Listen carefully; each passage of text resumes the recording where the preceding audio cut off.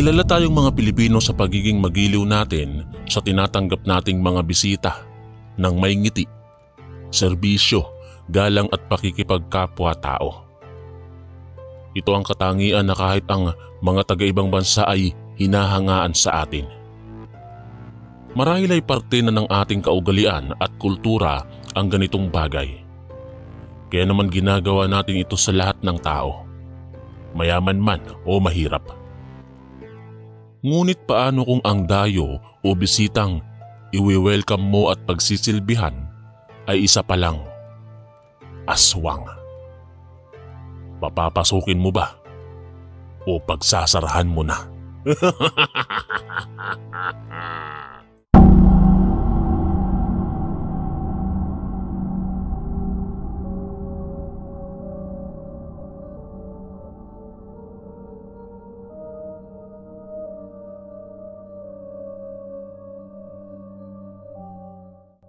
Isang mapagpalang umaga po sa inyo, Kuya Chris.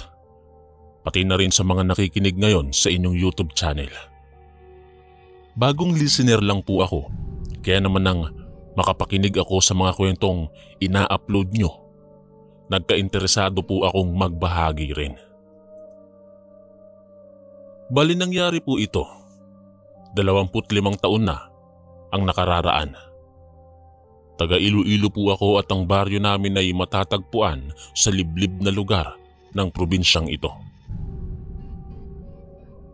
Ako po si Miguel at narito ang aking totoong kwento tungkol sa aswang na minsan na naming nakasalamuha, nakausap at nakasama sa iisang bubong. Sa pagkakaalala ko, magbabagong taon noon nang sumulpot sa aming baryo ang isang matandang lalaki. Paika-ika itong naglalakad at nagmamasid sa aming baryo. Gusot ang marumi at punit-punit na damit at hawak ang isang tungkod na para pong nagsisilbing pangbalanse sa kanyang paglalakad. Bilang kilala po ang aming lugar sa pag-welcome ng dayo o bisita, inalalayan iyon ng aking mga kabaryo. Pinaupo sa silyang gawa sa kawayan. Pinainom ng tubig at binigyan na rin ng makakain. Pagmasid na lang ang nagawa ko dahil talagang naaawa ako sa itsura nito, na sa tingin ko nga ay matagal na itong naglalakbay at maswerte lamang na napadpad sa aming baryo upang matulungan siya. Lumapit sa akin noon si Papa, dala ang piraso ng damit at short. Sinenyasan nila akong iabot yun sa matandang lalaki. Nang makalapit, nakangiti ko iyong ibinigay sa kanya. Kung kailangan niyo po ng matutuluyan, bukas po ang tahanan namin para sa inyo. Sabi ko pa at itinuro ang bahay namin. Ay, salamat naman. Ilang araw na kasi akong naghahanap ng mataong lugar at makakain. Mabuti na lang ay napadaan ako rito sa inyo. Tugon ng matanda at inalalayan ko siya papunta sa bahay namin. Siguro'y naging likas sa akin ang pagiging magalang, maawain at matulungin dahil sa mabuting pagpapalaki ng aking mga magulang. Lagi rin nilang bilin, kakilala ko man o hindi ay dapat kong ialok ang aking tulong, lalo na kung may kakayahan naman ako. Isa pa, lagi raw mabuti ang ipakita ko kahit paggawan ako ng masama ng taong iyon. Magpakabait at magpakabuti. Yan ang dalawang katagang itinatak sa isipan ko. Nang makapagbihis ang matanda, napansin ko ang mahaba nitong balbas. Nagsuwestiyon pa nga akong ahitin niya iyon, pero tumanggi siya dahil mas sanay raw siyang ganon. May katandaan na rin ito, siguro mga nasa 50 taong gulang na. Nakabaluktot na rin ang katawan nito payuko, marahil ay dahil na rin sa katandaan. Ayos lang ba sa mama at papa mo kung patatapusin ko muna ang bagong taon bago ako umalis at umuwi sa amin? Mahinahong tanong ng matanda sa akin. Ay oo naman po. May bakante naman po kaming silid at pwede po kayong magpahinga doon at matulog. Tugon ko at kinuha ang mga nakatago naming ekstrang kumot at mga unan. Okay naman ang naging unang araw niya sa pananatili sa amin. Isang bagay lang ang ipinagtataka ko. Hindi siya sumasabay sa amin sa pagkain at nagluluto siya ng kanya. Nang tanungin namin, sensitibo raw kasi ang sikmura niya kaya pili siya sa mga kinakain. Nerespeto namin ang desisyon niya at mas okay nga iyon dahil para naman pala sa kalusugan nito. Madalas siyang nasa silid at lumalabas lamang kapag sasapit na ang gabi. Sabi niya, mahina ang katawan niya sa araw kaya ang paglalakad at pag-eehersisyo at pakikipag-usap ay madalas niyang gawin sa gabi. Noong una po, wala namang naging issue sa amin.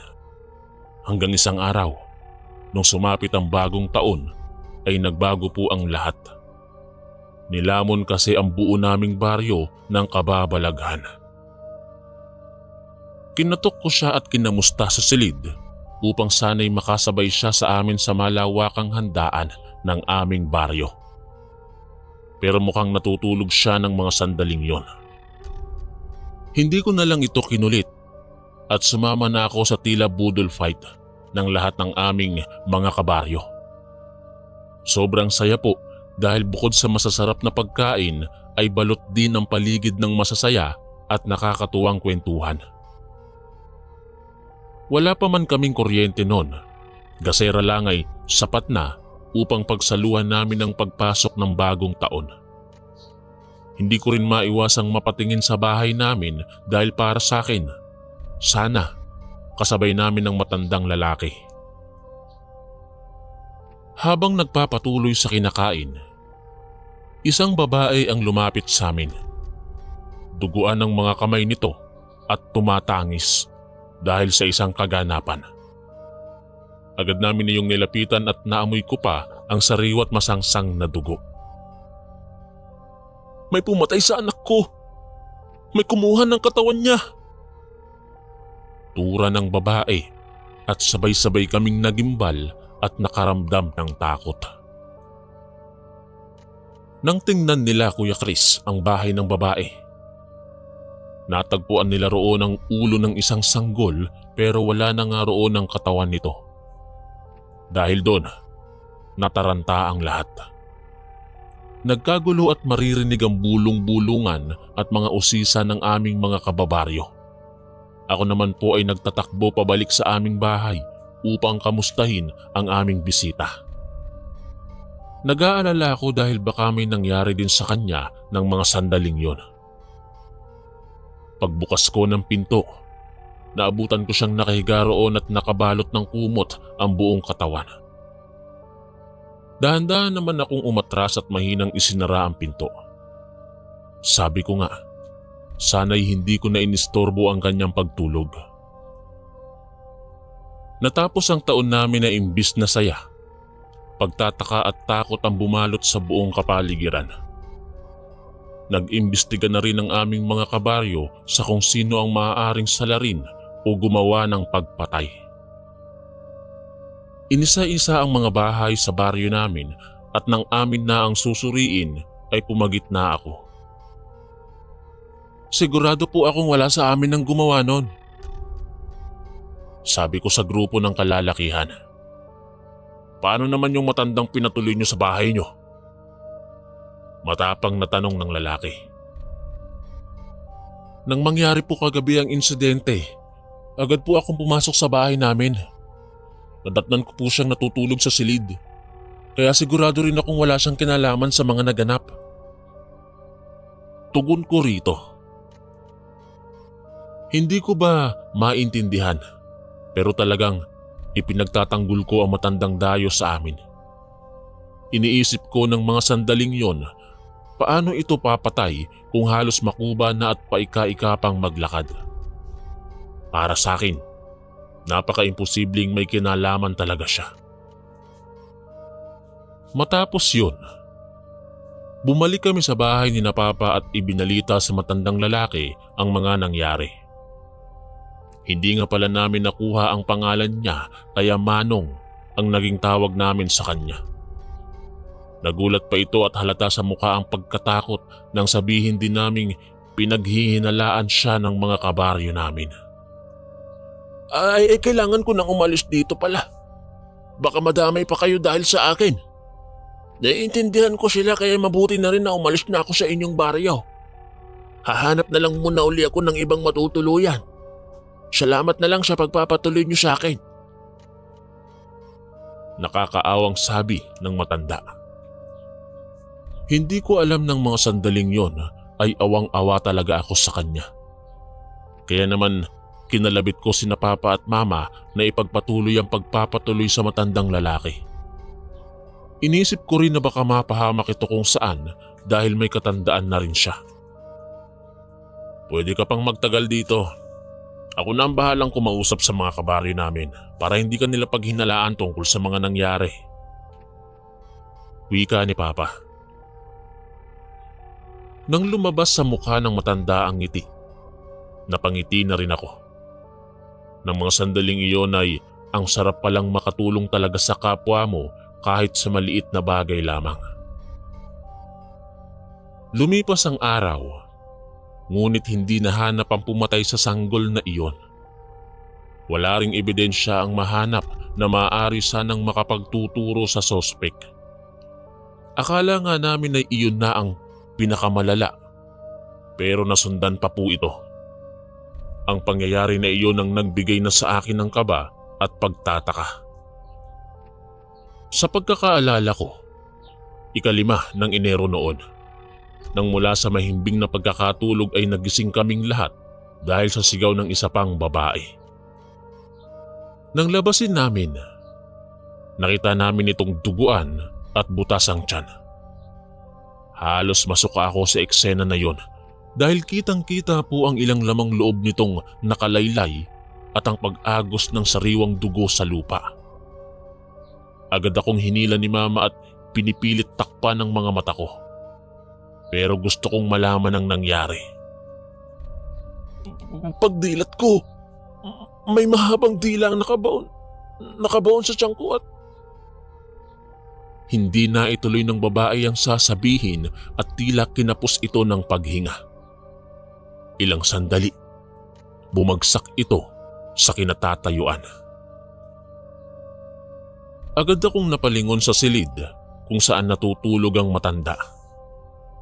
Sa pagkakataong iyon, hindi na pag-aalala kundi pagtataka at kuryosidad ang tumatakbo sa aking isipan. Kahit nanginginig po dahil sa takot at nasaksihan, pinilit kong humakbang at marahang binuksan ang silid na yon. Nang mabuksan, napagmasdan ko ang parehong senaryo.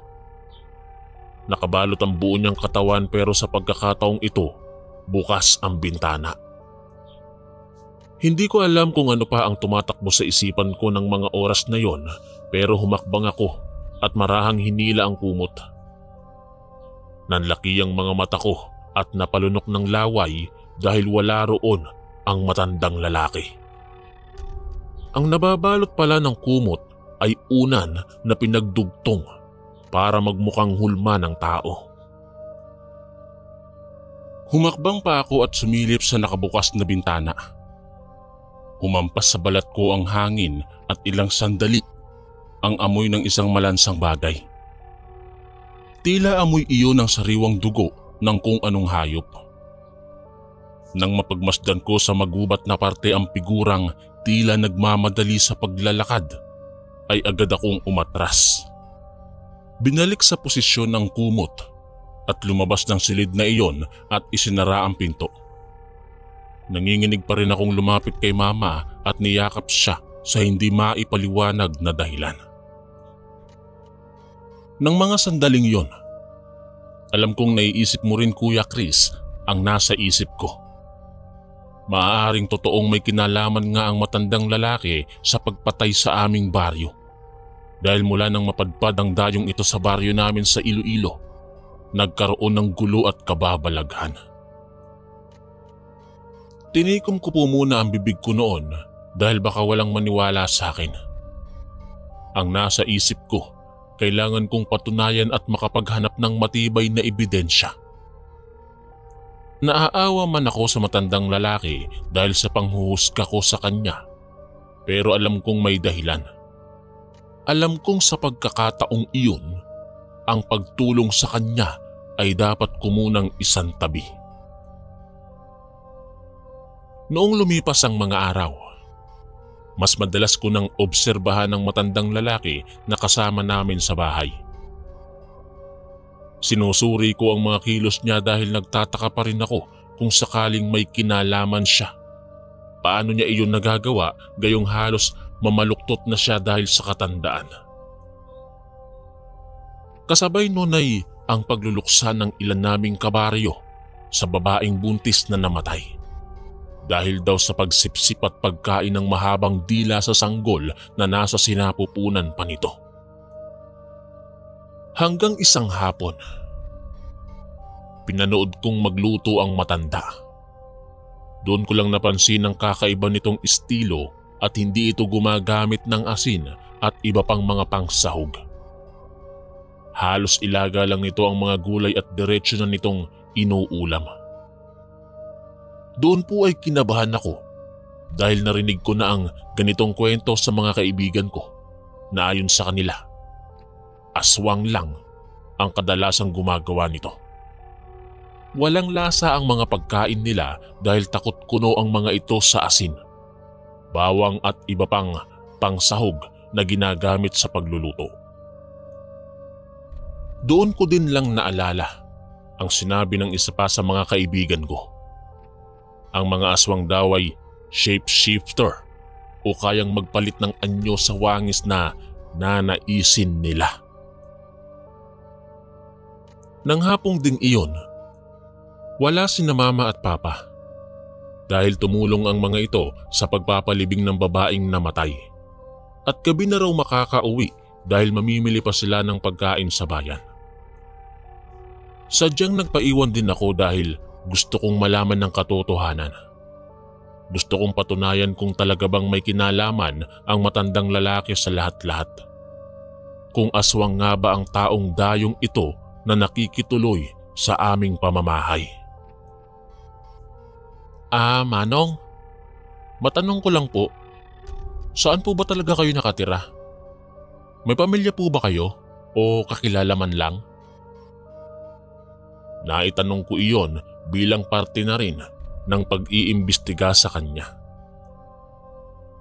Wala na akong pamilya, ihaw. Lahat sila ay naubos na. Lahat sila ay kasamang nawala dahil sa kagagawa ng mga tao.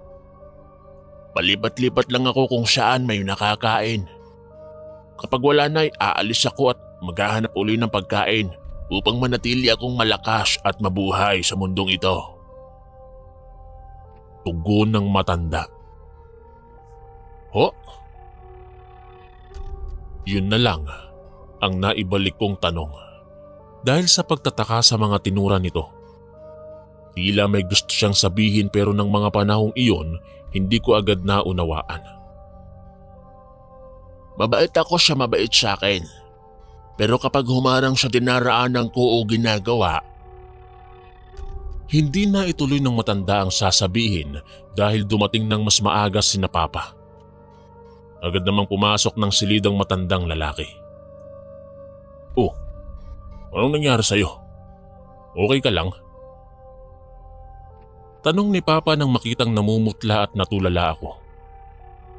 Lumipas muli ang mga araw at mukhang natigil naman ang pagpatay ng kung anong nilalang sa mga kabaryo namin.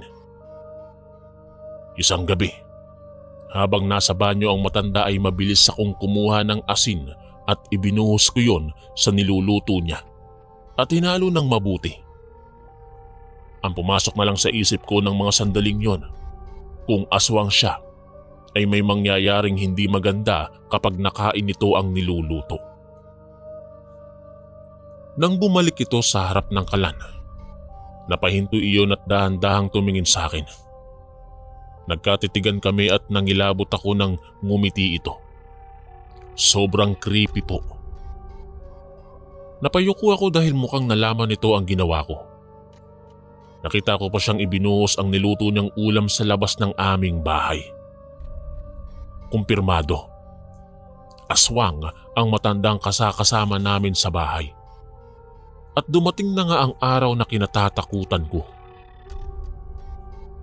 Pagsapit ng gabi, muling umalingaw-ngaw ang sigaw sa kung saan at nagising ako. Agad ko ring ginising sina Papa pero imbis na lumabas, hinila ko sila papasok sa silid kung saan namin pinatuloy ang matanda. Nang alisin ni Papa ang kumot, wala ito roon at gaya ng unan lang ang tumambad sa amin. Kailan ka pa may ideya na may kinalaman siya sa pagpatay? Seryosong tanong ni Papa. Nag-alinlangan po ako pero alam ko pong siya ang salarin at hindi lang yun, Papa. Aswang po siya, Papa. Aswang po siya. Naiiyak kong tugon sa harap ng aking ama. Ang mga sumunod na pangyayari ay talagang nagbigay po sa akin ng trauma na magpahanggang sa ngayon, hinding-hindi ko po makakalimutan. Agad na pinatawag ni Papa ang ibang kalalakihan sa aming baryo. Ako naman ay naiwan sa silid na iyon at sa kuryosidad ay muli akong sumilip sa bintana at nagimbal ako nang may biglang mga kamay ang sumakal at humatak sa akin. Napasigaw ako ng mama sa takot habang sakal-sakal ako at binuhat ng nilalang na yon. Nakaharap ito sa akin habang dinadala ako. Kaya naman kitang-kita ko ang pula nitong mga mata. Mahaba rin ang mga matatalim na ngipin kung saan tumutulo pa ang malagkit na laway. Ramdam din ng leeg ko ang matutulis nitong kuko mula sa mabalahibong mga kamay. Nang tingnan ko ang pisngi nito, nakita ko roon ang mahaba niyang balbas. Kaya alam ng isip ko na siya ang matandang dayo sa aming baryo. Pasaway ka, kaya gagawin na rin kitang hapunan. Sabi ng matanda at hinigpitan ng pagkakahawak sa leeg ko. Wala akong maisigaw o mailabas na salita dahil sa pagkakakapos ng aking paghinga. Naramdaman ko rin ang tuluyang pagbao ng mga kuko nito sa leeg ko. At dahil sa takot na nararamdaman, unti-unting nandilim ang paningin ko. Nang makita kong kakagatin na ako nito, bigla yung tumalsik ng may kalayuan. Tumambad naman sa harap ko si Papa na hawak ang isang matigas at makapal na kahoy. Ang tanging nagawa ko ay humagulgol at yakapin siya ng mahigpit. Maya-maya pa'y dumating na rin ang ibang kalalakihan at imbis na tumakas, nang laban ng aswang na iyon sa kanila. Nang laban ng matandang dayo sa aming baryo dito sa Iloilo. Kitang-kita ko ang pamamaluktot nito at panginginig at ang wangis ay unti-unting nagbago. Ilang saglit pa, naging isa iyong napakalaking aso. Galit na galit at naglalaway. Napayuko ako habang yakap si Papa nang tumalon ito. Agad namang umiwas ang mga kabaryo namin at nang makakuha ng buwelo, pinagtataga nila iyon ng dala nilang mga itak. Nakita ko ang galit sa mga mukha nila at walang awa nila yung pinagsasaksak. Sa pagkakataong yon, ang awa ko sa matanda nung una kong itong makita ay nawala. Nawala at napalitan ng saya. Dahil sa wakas, nahuli na ang salarin sa pagpatay at mabibigyan na ng hustisya ang mga namatay. Akala ko rin ay tapos na. Ngunit biglang umungol ang matanda na naging aso at nang iangat nito ang katawan, kita ko po kung paano magtalsikan ng aking mga kabaryo. Lumipat ang tingin nito sa kinalalagyan namin ni Papa at mabilis na sumugod. Isinangga ni Papa ang kanang kamay niya kaya nakagat yun ng malaking aso. at bumaon doon ang matatalim nitong mga pangil.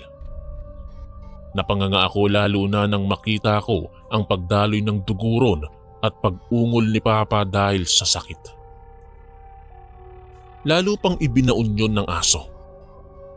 Pinilit kong maging matatag at matapang at kahit patpatin, kinuha ko ang dalang kahoy ni Papa at malakas ko iyong inihampas sa galit na aso. Hindi ito bumibitaw kaya pinagpatuloy ko pa at nilakasan ang paghampas. Ilang sandali pa, nakita kong muli ang paglapit ng mga kabaryo namin at pinagtatagaan nila yon. Nang bumitaw ang bibig nito sa braso ni Papa, nagtatakbo iyon habang bumabalik sa dating anyo. Ang matandang lalaki. Agad kong sinuri si Papa at napahiga na iyon sa lupa dahil sa sugat na tinamo mula sa aswang. Sobrang awa po ang nararamdaman ko para sa papa ko dahil bukod sa mga pangyayaring iyon, nasundan ito ng kaganapang halos isumpa ko na ang buong mundo. Hindi na nahabol at nahuli ang matandang dayo. Si Papa naman ay nakahiga habang nanginginig ang buong katawan. Naglabasan na rin po ang malalaking ugat sa katawan nito at panay ang tingin sa paligid na animoy may kinatatakutan. Araw-araw akong umiiyak habang pinagmamasdan siya dahil wala kaming magawa.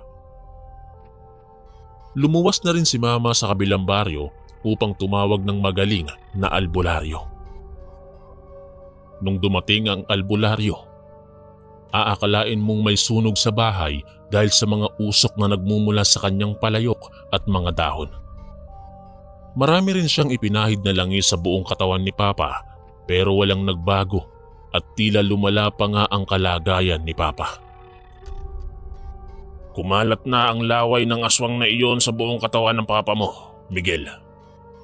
Ilan lang din ang kaalaman ko sa mga aswang, kaya wala na rin akong magagawa. Salaysay ng albularyo.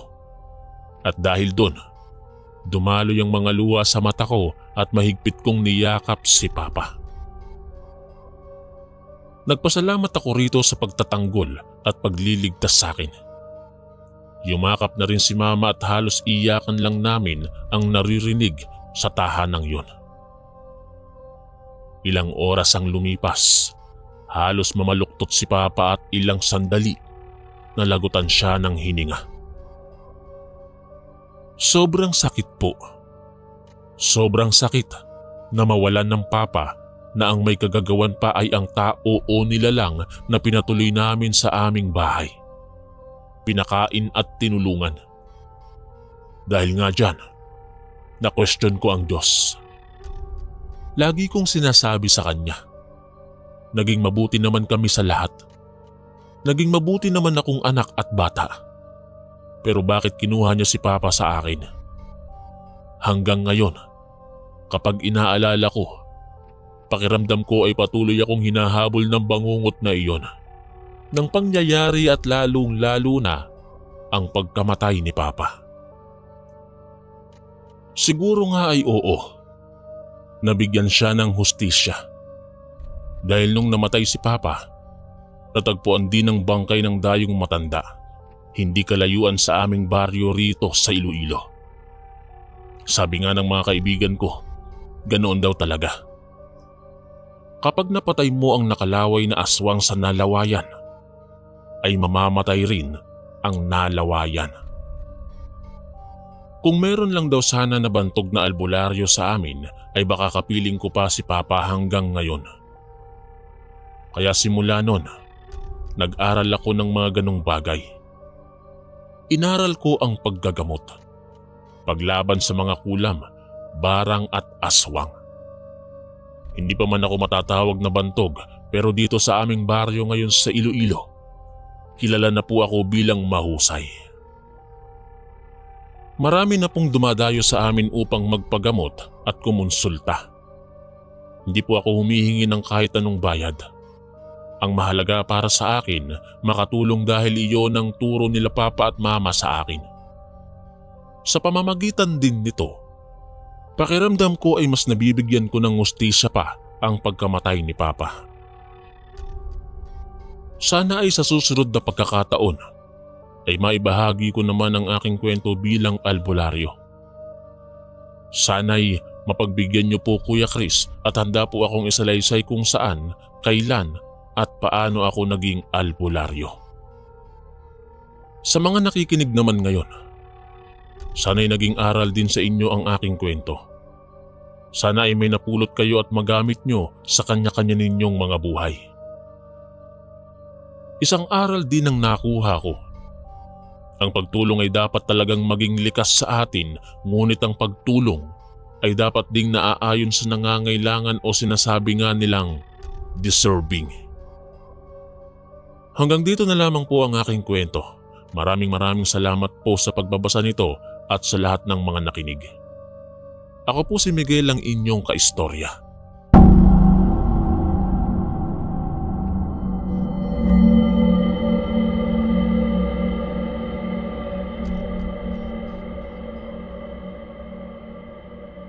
Isang mapagpalang araw po sa inyo, Kuya Chris. At ganoon din po sa mga kaistorya natin na nakikinig ngayon. Maraming salamat po sa pagkakataon na mapili ang liham kong ito. Base ito sa kasaysayan ng isang kaibigan nung naninirahan pa ako sa probinsya ng Iloilo. Itago niyo na lang po ako sa pangalang Nestor. Higit 20 taon na po ang nakararaan nung mangyari ito. Naganap po ito sa isang piyesta ng baryo na matatagpuan sa Iloilo. Kung hindi ako nagkakamali, 5 iyon ng Hunyo nang makatanggap ang kaibigan kong si Uday ng isang liham paanyaya para sa gaganaping piyesta sa kabilang baryo.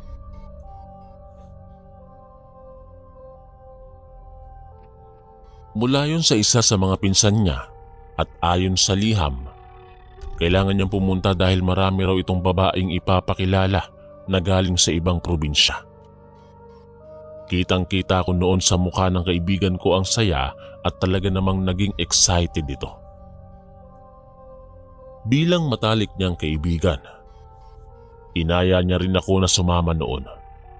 Kumbaga sa panahon natin ngayon, NGSB ako o no girlfriend since birth. Kaya raw magandang pagkakataon yun na makahanap ng ika nga nila, jowa. Makalipas ang 1 linggo, dumating na ang araw ng piyesta.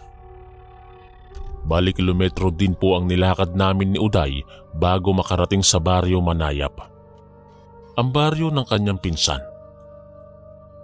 Noon po kasi, wala pang transportasyon dahil nasa pagitan kami ng bundok at mahabang sapa. Noong makarating doon, sinalubong kami ng kanyang pinsan na si Elmon. Nagkamayan at nagyakapan ng dalawa. Kinamayan ko na rin ito. Nakita ko naman ang kaibigan kong si Uday na panayang linga sa paligid. Alam kong babae agad ang hinahanap nito. Sinabi ng pinsan nito na gabi lang daw naririto ang mga babaeng nabanggit niya. Kaya naman kumain na lang kami noon at nagkwentuhan. 3 araw nagaganapin ang piyesta sa kanilang baryo. Sa unang araw, puro palaro ang magaganap. Sa ikalawa naman ay ilang paligsahan gaya ng takbuhan, akyatan ng puno at marami pang iba. Sa huling araw naman, kainan, kantahan at sayawan. Ang piyestang ito ay dinadaluhan din ng mga karatig baryo. Pagsapit ng hapon, nagsimula na ang palaro. Si Uday noon ay sumali sa agawan ng baboy at ako naman ay sa agawan ng buko.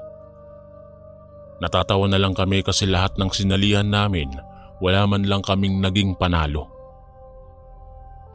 Pagsapit ng gabi, dumating na po ang mga hinihintay namin. Ang grupo ng kababaihan na kung hindi ako nagkakamali, mga nasa 7 sila. Lahat yun ay nakipagbeso at nakipagkamay kay Elmon. Pagkatapos ay ipinakilala kaming dalawa ni Uday. Napataas ako ng kilay nang sabihin ni Elmon na maaari kaming pumili ng gusto naming kadate o makaano. Alam niyo na po yun kung ano yun. Itong kaibigan kong si Uday, mabilis pa sa alas 4 nakakuha ng babae. Ako naman, isa-isa ko silang tinitigan. Normal naman po silang mga babae. Hindi ko lang inakala na mga bayaran pala sila. Ilang sandali, napansin ko ang isa sa mga iyon na nasa bandang likuran. Parang nakayuko ito at tila mahiyain. Agad ko yung tinuro at mabilis naman niyong tinulak ni Elmon papalapit sa akin. Oh, libre ko ang mga yan. Kaya gawin niyo ang gusto ninyong gawin sa kanila. Akin naman tong mga natira. Sabi pa ni Elmon bago dalhin ng 5 babae sa kwarto niya.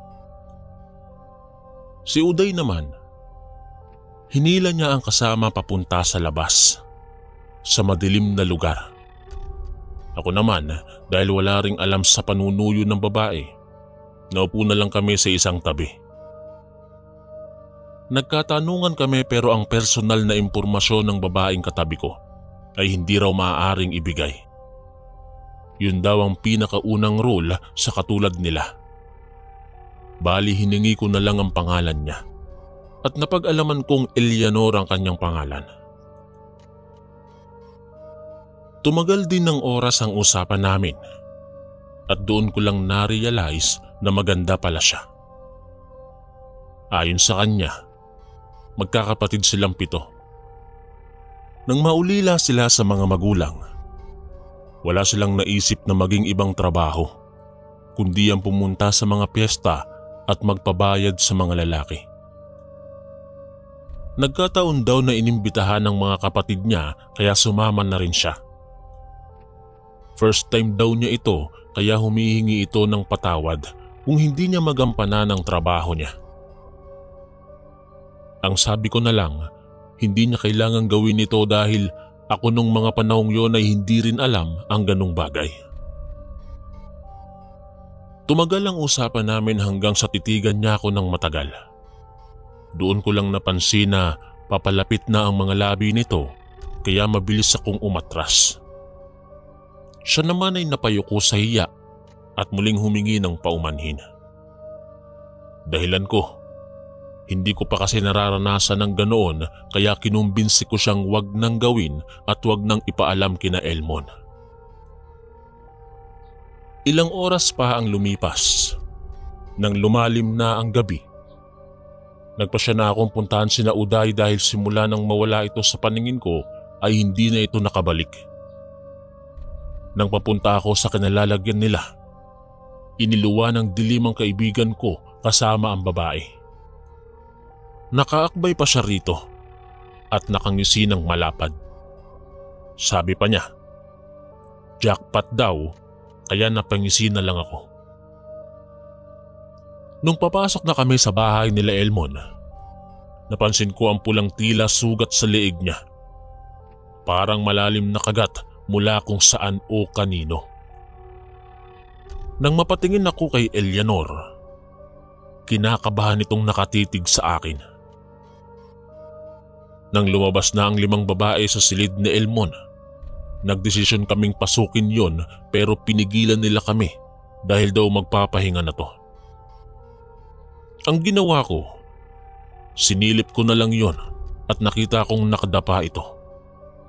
Nakatabo ng kumot at mahimbing nangang natutulog.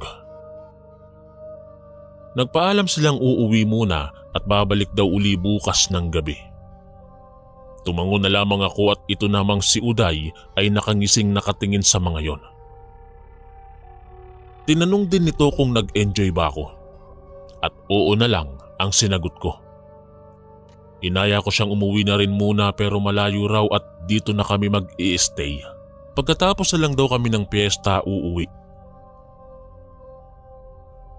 Kinabukasan, paggising, napansin kong hindi pa rin noon lumalabas ng kanyang silid si Elmon. Sinilip ko uli ito sandali at nasa ganoon pa rin siyang posisyon. Si Uday naman, Kagigising lang din at tinatanong sa akin ang pinsan niya.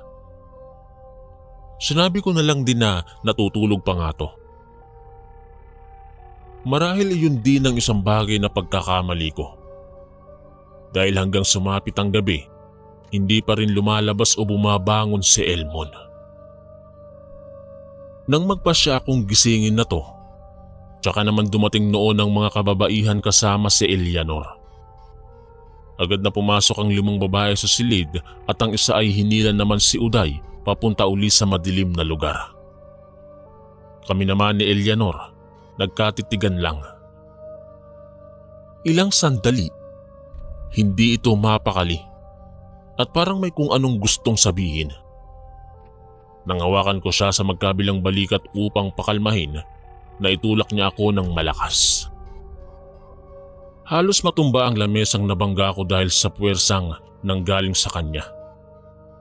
Dahil doon, muli akong nagtaka. Humingi naman siya ng tawad at saka ako inaya sa labas, yung malayo daw sa mga kapatid niya. Nang medyo malayo na kami sa pinagdadausan ng piyesta at sa bahay ni Elmon, huminto ang kasama ko at saka ako hinarap. Muli siyang bumigkas at nagturan na may mahalaga raw siyang sasabihin.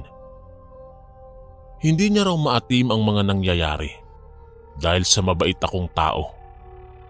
Iba raw ako sa mga lalaking nakaengkwentro nila. Nagtama naman ang mga kilay ko at sa pagtataka ay napatitig ako sa kanya nang muli itong kabahan at hindi mapakali. Kami kasi ng mga ate ko ay... Hindi na ituloy ni Eleanor ang sasabihin nang makarinig kami ng isang sigaw. Napatakbo ako papunta roon dahil alam kong galing yon kay Uday. Ilang sandali nang muling sumigaw si Uday ay napahinto ako nang may humawak sa kanang braso ko. Nang dahan-dahan ko iyong tingnan, tumambad sa akin ang mabalahibong kamay na may itim at matutulis na kuko. Nang ibaling ko ang tingin kung kanino iyon nagmumula, nakita ko ang maitim na nilalang na diretsyong nakatingin din sa mga mata ko. Ang pulang mga mata nito ay nakakakilabot kaya't nagtayuan ng mga balahibo ko. Napasigaw ko noon ng malakas at saka inalis ang kamay niya at nagtatakbo ako patungo kay Uday. Sandali pa akong napatingin kung nakasunod ba sa akin noon si Eleanor pero wala. Wala na siya sa paningin ko. Nang makarating sa madilim na lugar, agad kong kinuha sa tagiliran ko ang ilaw de baterya at hinanap si Uday. Nagulantang ako nang matagpuan ko siyang nakahandusay. Nang lapitan ko, nakita ko ang malalalim na kalmot sa mukha niya at katawan. Bakas pa nga iyon sa napunit niyang damit. Pinilit ko itong gisingin at nang wala pa ring malay, sinuri ko ang pulso niya.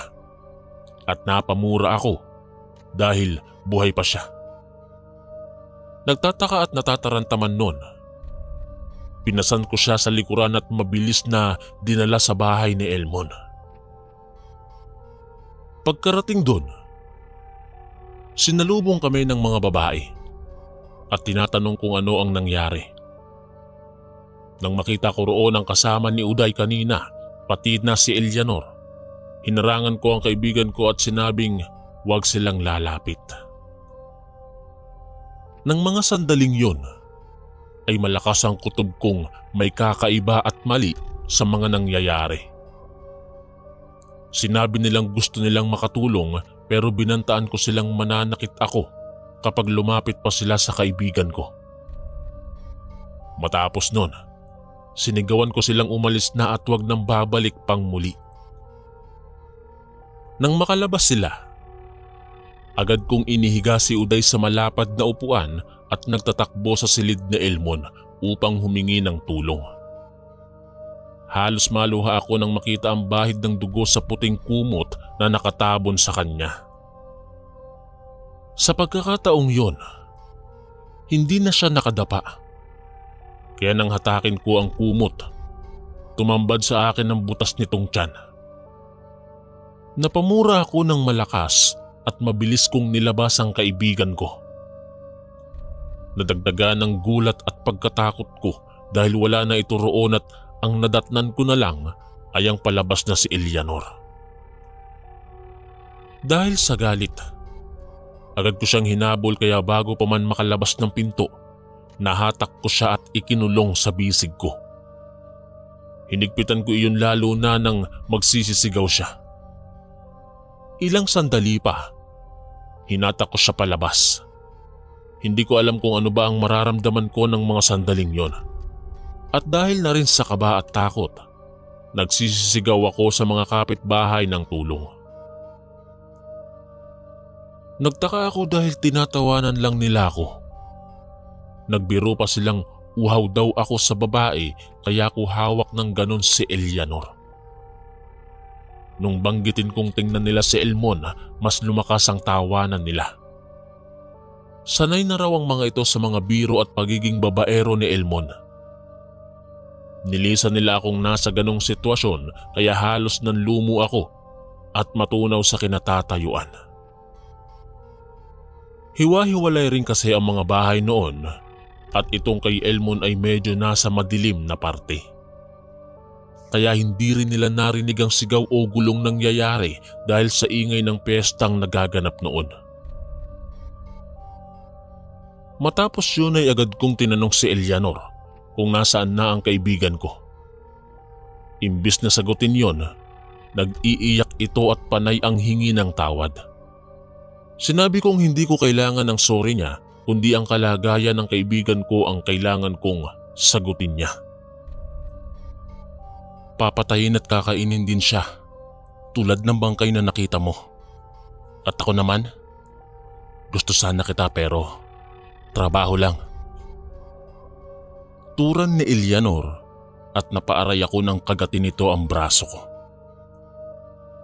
Nang itulak ko siya, nakita ko ang pagbabago ng anyo niya. Ito ang nilalang na umawak sa akin nung pupuntahan ko ang sumisigaw na si Uday. Muli akong napamura at napaatras nang dahan-dahan niya akong lapitan. Nang ibaling ko ang tingin sa kusina, nakita ko roon ang isang matulis na bakal. Kaya't mabilis ko yung kinuha at itinutok sa kanya. Umuungol ito at akma akong susunggaban. Ilang sandali pa.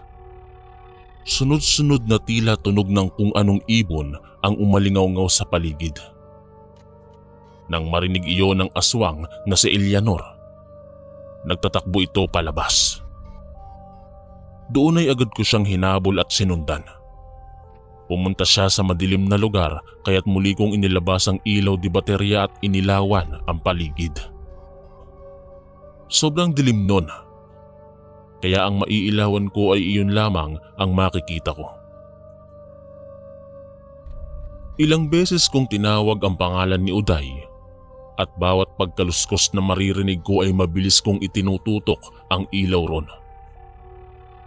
Mahigpit ko namang hinahawakan ng bakal dahil pakiramdam ko ay may susugod anumang oras o sandali. Hindi nga ako nagkamali dahil ilang minuto lang, may mga itim na figura ang tumalon sa harap ko. Sa gulat ay naiwas-iwas ko ang bakal sa harap at napaungol sila ng tamaan nun. Muli silang magsisisugod, kaya't malakas din ang paghampas ang ginawa ko. Nang makita ko si Eleanor na papalapit, siya ang hinampas ko at nang bumagsak, muli ko siyang ikinulong sa aking mga bisig. Itinutok ko ang talim ng bakal sa leeg niya at binantaan ng mga kapatid nitong aswang na papatayin ko siya kapag hindi nila inilabas si Uday. Nabitawan ko noon ang flashlight, pero kahit madilim, kitang-kita ko ang papalapit na mga pulang mata sa kinalalagyan ko. Mas hinigpitan ko ang pagkapit kay Eleanor at dahan-dahan akong umaatras habang nagbabanta. Nung hindi sila nakikinig, napilitan akong ibaon ng paunti-unti ang talim ng bakal sa leeg ni Eleanor. Naramdaman ko naman ang pagbaon ng mga ngipin nito nang muli akong kagatin. Pero imbis na pakawalan siya, ibinaon ko rin ang bakal sa leeg niya. Dahil doon ay bumitaw ito sa pagkakakagat pero hindi ko na hinugot ang bakal. Ilang sandali pa. Naririnig ko ang ungol at iyak ni Uday. Nang makarating ako sa bahay ni Elmon kung saan may liwanag na, nakita kong inihagis ng 6 na babaeng aswang ang kaibigan ko papunta sa akin. Bumangon ito at paluhod na humarap sa akin. Kita ko ang paglabas ng dugo sa bibig niya at nang masdan ko ang tinatakpan nitong tiyan. Nakita kong hiwa na iyon at nakalabas na ang ilan sa kanyang lamang loob. Muli akong napamura at dahil sa galit na nararamdaman, ibinaon ko ng malalim ang bakal sa leeg ni Eleanor at saka siya sinipa ng malakas papalapit sa mga galit na galit niyang kapatid. Dumadaloy pa sa leeg nito ang itim na dugo. Binantaan nilang babalik sila bukas ng gabi at uubusin kami kasama ang mga tao sa baryo nila Elmon. Nang tumalon sila papalayo at papunta sa madilim na lugar, agad kong binuhat muli si Uday papasok sa loob. Nang isasara ko na ang pinto, pumasok doon ang isa pang pinsan ni Uday na nagulat at nagtatanong dahil sa pagtataka. Bago ko siya sagutin, isinara ko ng mabuti ang pinto at mga bintana. Inarangan ng matibay na bagay. Matapos nun, nagpatulong ako sa pinsan nila na gamutin si Uday at balutin ang mga sugat nito. Nakakadiring pagmasdan ng muling ipinasok ang lamang loob nito sa loob ng tiyan. Wala na rin itong malay kaya hiniga namin sa bakanting silid. Nang makita naman ng kasama ko ang bangkay ni Elmon na medyo nangangamoy na rin, halos masok ito at muling napapatanong kung ano nga ang mga nangyari. Isinalaysay ko sa kanya ang lahat. Nanlaki rin ang mga mata niya nang marinig ang katagang aswang. Dahil sa unang pagkakataon lang daw may nadalaw o nagkaroon ng ganoon sa kanilang baryo. Nung medyo tumagal ang usapan namin, doon lamang dumaloy ang luha sa mga mata ko. Doon ko lang nailabas talaga ang totoong takot ko sa mga nangyari kanina. Kung alam ko lang na ganito ang mangyayari, sana'y pinigilan ko na lang ang imbitasyon kay Uday para pumunta sa piyesta niyo. Nasabi ko na lang iyon dahil may pagsisisi sa isip ko. Kinabukasan, isang bagay po ang nagpagulat talaga sa akin. Nang sabihin kasi uli namin sa buong baryo ang pangyayari, hindi sila naniwala. Nang makita nila ang nangangamoy na bangkay ni Elmon, pinagbintangan pa nila kami. Na kami raw ang pumatay rito at walang aswang sa baryo nila. Nagpaliwanag din noon ang pinsan ng kasama ko pero imbis niya maniwala, nagmamadali nila kaming pinaalis ni Uday. Kailangan na raw naming lumayas sa lugar nila o baka mapatay pa kami. Hindi ko alam ang gagawin ko noon. Kaya nang makapasok sa silid, agad kong ipinasa ng kaibigan kong si Uday at saka nagpaalam sa pinsan nito. Ipinabatid ko na lang din uli ang pakikiramay sa pagkawala ni Elmon. Nang mga sandaling iyon, nasabi kong bahala na. Maihatid at maiuwi lang namin ang aming mga sarili sa totoong baryo namin. Magdidilim na ang paligid. Pinagkaitan ako noon ng tadhana dahil wala akong ibang baryo na nadaanan o bahay man lang na matutuluyan sana pansamantala. Naging mabagal lang din ang paglalakad ko dahil sa pasan-pasan ko si Uday, kaya naging matagal ang pag-uwi namin. Ipinagdarasal ko na lang ng mga sandaling iyon na hindi kami masusundan ng magkakapatid, na hindi kami maamoy umuli pa namin silang makaengkwentro. Pero nagkamali po ako dahil noong tuluyang dumilim ang paligid, naramdaman kong lumakas ang ihip ng hangin. Kasabay noon ay ang sunod-sunod na pagkaluskos sa matataas na damuhan at mga puno. Doon lamang din nagkamalay si Uday at naramdaman ko ang pag-ungol nito dahil sa mga sugat. Tinatanong niya kung nasaan kami pero hindi ko na siya sinagot. Kahit pagod na at nangangalay, isang mabilis na takbo po ang ginawa ko noon. Hingal man ay inisip kong kailangan naming makalayo at kung papala rin ay makauwi ng ligtas. Ngunit hindi pa man nakakalayo. 7 itim na mga nilalang ang nagsitalon mula sa mataas na damuhan patungo sa amin. Pinilit kong makaiwas pero natumba ako sa kinatatayuan ng matapilok dahil sa nakausling bato. Dahil doon ay bumagsak kaming pareho ni Uday. Agad kong dinampot ang sanga na malapit sa amin at isa-isa ko silang pinaghahampas. Nakakatakot ang mga itsura nila at ng mga sandaling yon. Lahat na yata ng balahibo ko ay nagtayuan at lahat na yata ng uri ng dasal ay nabanggit ko na. Sa gulat ay hindi ko napansin ang pagsugod ng isa sa kanila at mabilis ako nitong sinakal. Itinulak ako nito papalayo at mga kuko nito ay halos bumaon sa leeg ko. Nang masandal sa isang puno, pinipilit ko siyang sipain para makawala. Sakal-sakal lamang niya ako pero wala na siyang ibang ginagawa. Ilang sandali, napansin ko kung sino ito. Si Eleanor. Kahit pulang-pula ang nakakatakot niyang mga mata, alam kong siya iyon. Mula naman sa malayo, kitang-kita ko kung paano pinagkakalmot ng 6 na babae ang kaibigan kong si Uday. Wala iyong kalaban-laban at naririnig ko lamang ang mga ungol at pag-aray nito. Kahit nahihirapan akong magsalita, nagmakaawa ako. Pero nanatili lang siyang ganon at halos malagutan na ako ng hininga nang unti-unting humihigpit ang sakal nito sa akin.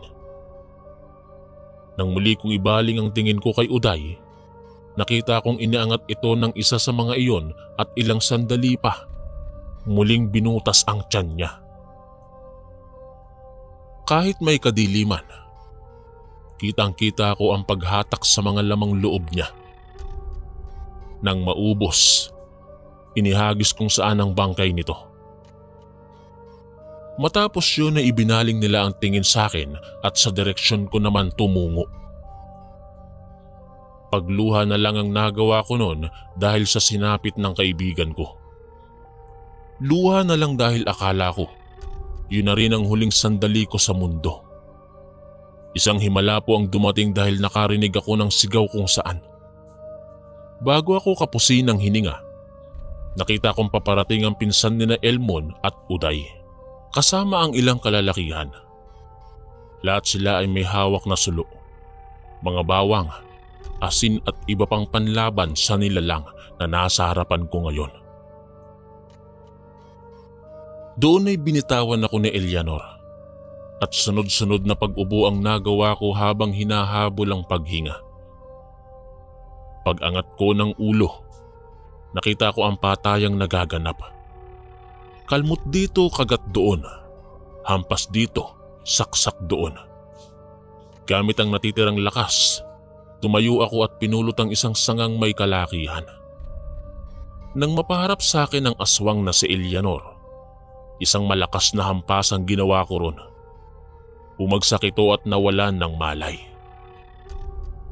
Sunod kong nilapitan ang aswang na dumukot sa lamang loob ng kaibigan ko. Tumalon nito papunta sa harap ko at bago ako masunggaban, hinampas ko yun ng malakas. Nang bumagsak at babango na sana, nilapitan ko siya at muling pinaghahampas ng sanga.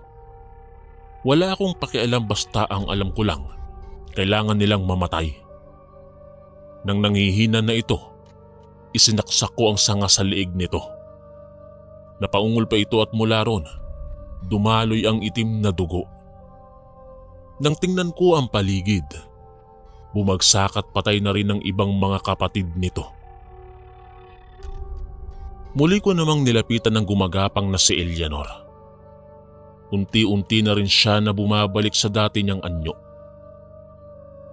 Nang malapitan, dahan-dahan itong humarap sa akin. Nagmamakaawa at humihingi ng tawad. Sinubukan niya rin daw pigilan ng mga kapatid niya pero wala siyang magawa. Hindi ako naniniwalang wala kang magagawa. At ano pa ang silbi ng paghingi mo ng tawad kung wala na ang kaibigan ko? Sambit ko sa kanya at gamit ang isa pang matalim na sanga, isinaksak ko iyon sa liig niya. Nang mawala na ang kilabot sa paligid, tsaka lamang ako muling napaluhod. Tsaka lamang ako muling natakot at nalungkot. Wala na si Uday. Wala na rin ang pinsan nito na nagdala sa amin sa kapahamakan. May dumating na tulong at ipinagpapasalamat ko yun pero huli na. Kung mas maaga lang sana. Kung mas maaga lang silang naniwala sa amin.